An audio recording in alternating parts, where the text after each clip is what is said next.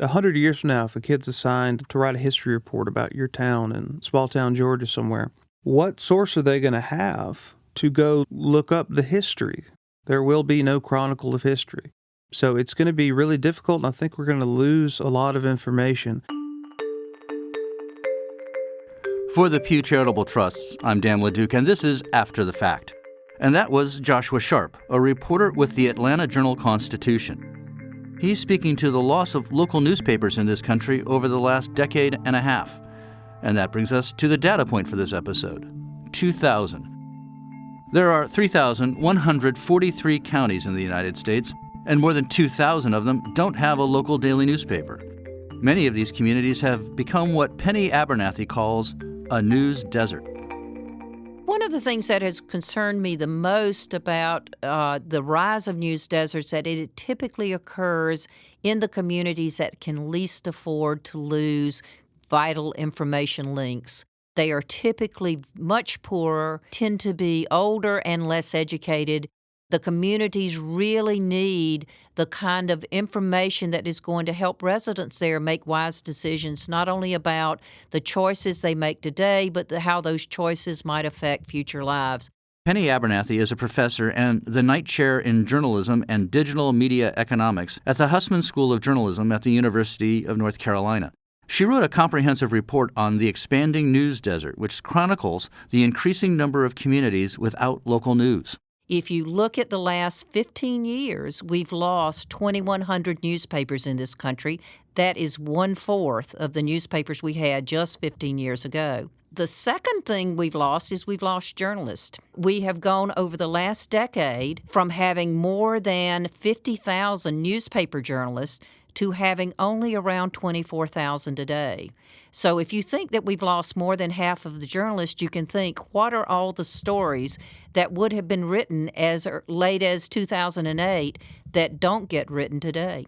I started looking around to try to see what is the scope of the problem and realized there was no up-to-date, accurate information. So beginning in 2014, we went through a multiple layered process of trying to identify exactly where we were losing newspapers and what sort of impact that might have on the future of communities. Now, there's something like 200 counties in the United States have no sort of formal news-gathering newspaper organization. That's right. That's only at the county level. We tend to think of the digital divide as being a rural versus urban. This is very much one of income inequality, I think. If you look at it, you can say that the economically struggling communities are the very communities that need those kind of critical information tidbits that help them craft a new future. Well, you use a very provocative term, a news desert. Why did you decide on that word? How do you define it, and how did you determine where they are? The term news desert is of relatively recent vintage, and it's gone through several iterations. We're very lucky that the FCC back in the early 2011 identified 8 critical information needs that you and I need, regardless of what community we live in, to make good quality of life decisions. It's information about education, about the environment, about who's running for public office, about public safety and the like, about infrastructure. If you think about limited access to news and information that feeds our democracies, it's those critical information needs that we just don't get anymore because there are fewer stories covering environmental disasters or potential environmental disasters, or fewer stories about things as routine as warnings that come in for hurricanes and disasters coming our way. Let me take you back to a news desert for a minute and say I would appreciate journalists lamenting what's being lost because they recognize the value of their work. But did you hear from other people in those communities, public officials, residents, business people? There was a wonderful book done by a professor out at Stanford 2 years ago called Democracy's Detectives, and he tracked the dramatic drop-off in the number of investigative articles done by newspapers, especially in small and mid-sized markets, and he attributed that very directly to the decrease in staffing, especially at metro papers.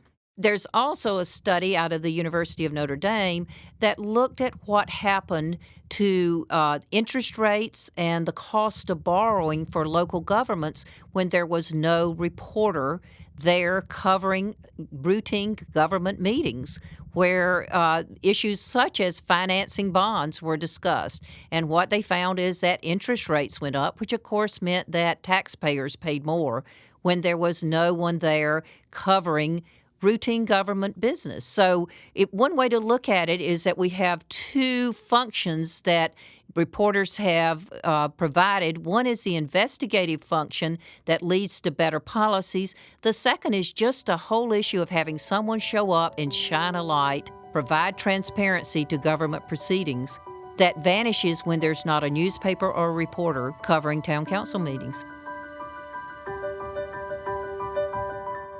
I can take you way back. Waycross, Georgia grew out of a railroad line that was built in 1880. Joshua Sharp writes for the Atlanta Journal-Constitution now, but he grew up in Waycross. The town sprung up around it to sort of accommodate all the railroad workers and all the travelers that came through the area, and it became a real hub for commerce and society around southeast Georgia. I grew up reading the local paper. I grew up watching my dad sit there in his recliner every night reading the local paper. I can still, picture him there, and that's a good memory for me. It was it was just part of the air. It was always there. Everyone was always reading it. Everyone was always talking about what was in it. People were happy when the kid made the honor roll and that was in the paper. I grew up knowing that the local paper contributed something really indispensable to the community. That's like one step removed from Ben Franklin right here. Yeah.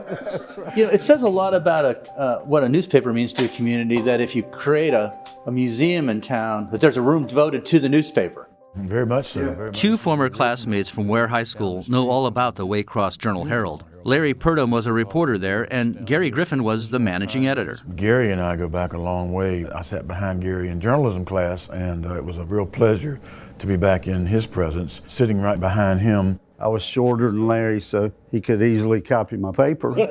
Larry and Gary met up with us at the Okefenokee Heritage Center in Waycross, which includes an exhibit on the history of the Journal-Herald. Gary, tell us about you. You spent over 40 years being a journalist in this town. That's right. Why did you choose to stay here? Well, Sports Illustrated never did call me. They never called me. Was there something about Waycross that made you want to stay? Yeah, it's home. Just like Sheriff Andy Taylor on the Andy Griffith Show. He thought about moving to Raleigh to work with a detective agency there, but in the end he said, I like Mayberry. Aunt Bee likes it here. Opie does too, and I kind of like it. So he stayed in Mayberry. That was me in Waycross. Talk to me about the role of this paper and how the newspaper tried to serve people so they knew what was going on in their community. We would have tour groups come through, and I would tell them, your hometown newspaper mirrors your life. We're here to tell your life story. By that I mean, what's the first big thing that happened? You were born. Your parents likely back then trotted down to the Journal-Herald to place a birth announcement. And that was the first chapter in your life story as told by your hometown newspaper. And you get a little older and you hit a home run in a Little League baseball game, your name gets in the paper, and on and so forth. Engagement announcement, the wedding write-up. Then you have your own little bundle of joy and you're putting a birth announcement in. Then what's the last big thing, and depending on the group, it's usually children, they would say, you die? Yes, you die. And the obituary, that's the main drawing card of a small town, hometown newspaper. Let me ask you about what the newspaper meant to this community's civic life. At election time, we would write about the local ballot items coming up, often on a daily basis. Just before the daily Journal-Herald went belly up, looming on the horizon was a November vote on a special purpose local option sales tax. And as the days drew near to the election, the daily Journal-Herald would have focused in on that with news articles, news features, editorials to inform the people. We probably wouldn't have come out and endorsed a yes or no vote.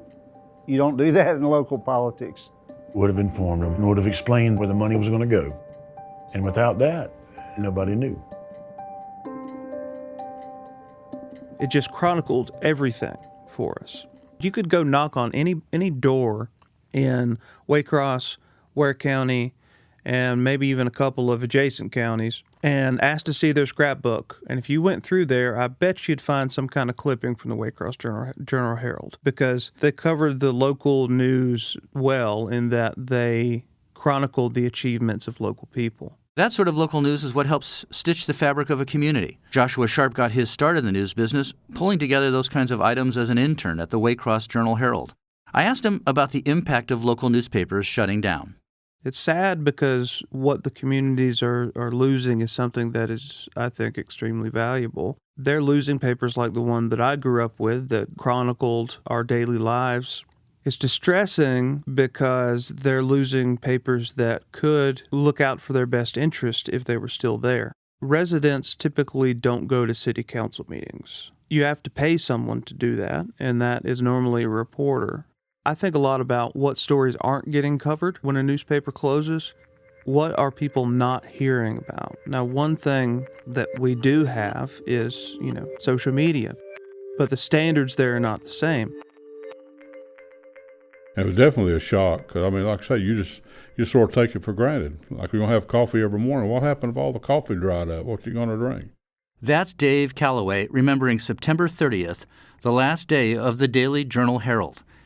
He's a local businessman, active in civic affairs, raised his family in Waycross, and still goes every week to see his grandkids' games at the local high school.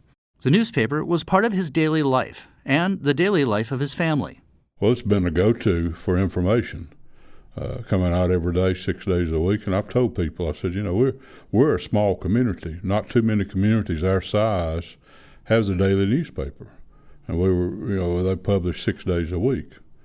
They did a good job of reporting the news as it happened, and everybody that I'm aware of enjoyed getting the paper. The last 7 or 8 years, they started putting the paper online. So I'd start looking for it about 11 o'clock in the morning. I'd read it online before it ever came, to find out what was happening locally, not necessarily what was happening in the state or nationally or internationally, but what was happening. Coverage of the county commission meeting, the city commission meeting, the board of education meetings, this type of thing. And that's the stuff that makes a community run. The city council gotta have one of those. Schools gotta have a school board. That's how a community governs itself, and someone's going to tell you about it. Right.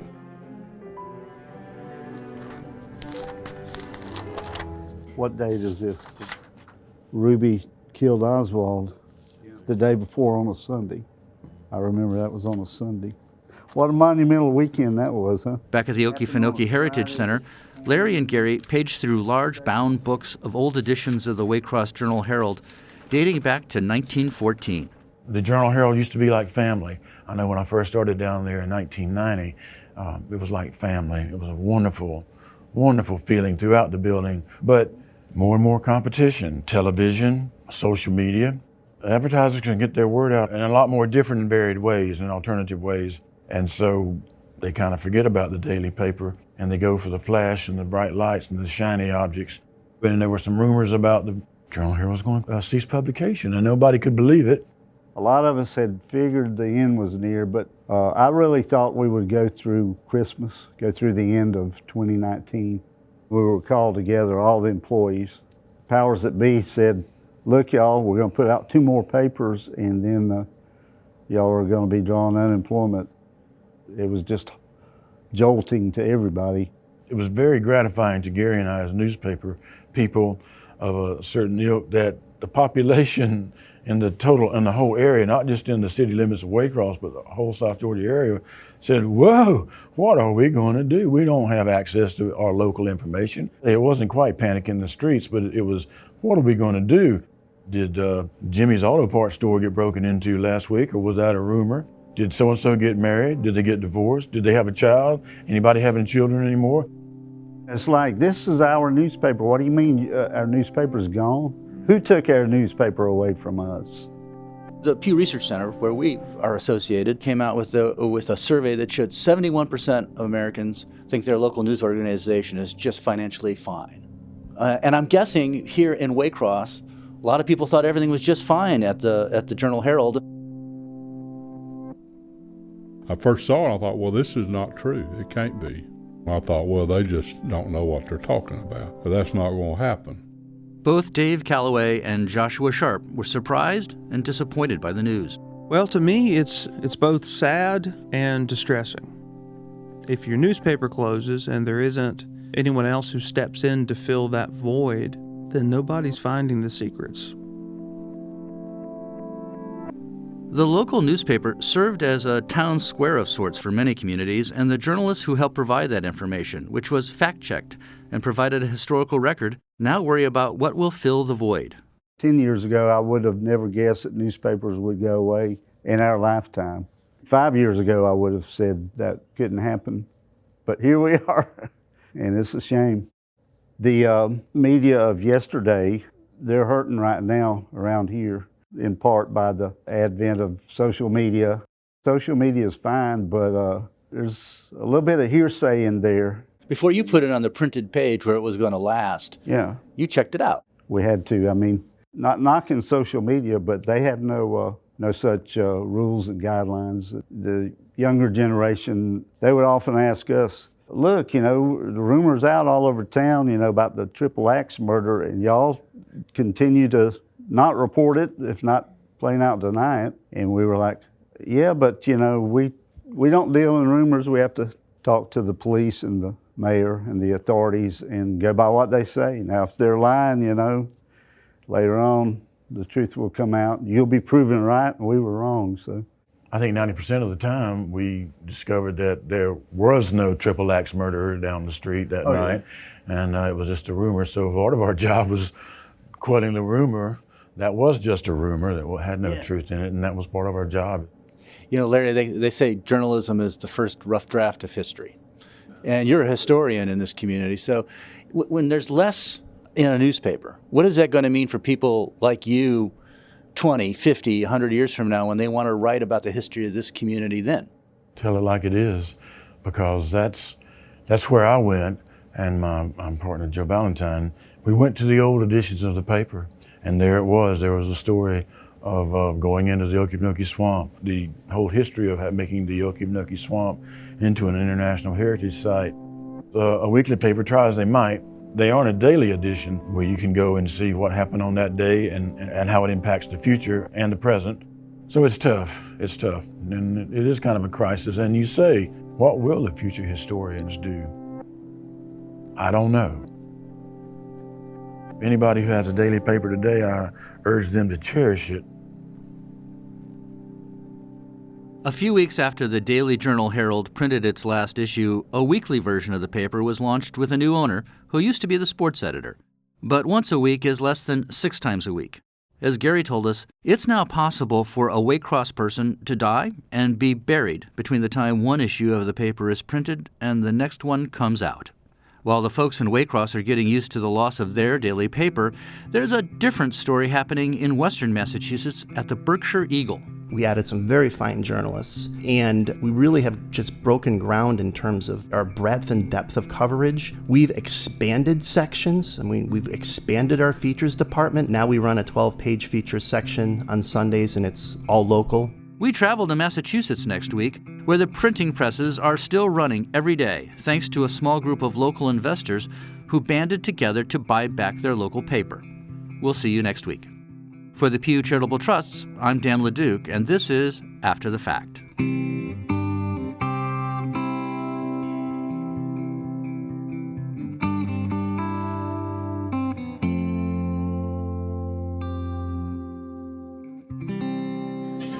After the Fact is produced by the Pew Charitable Trusts.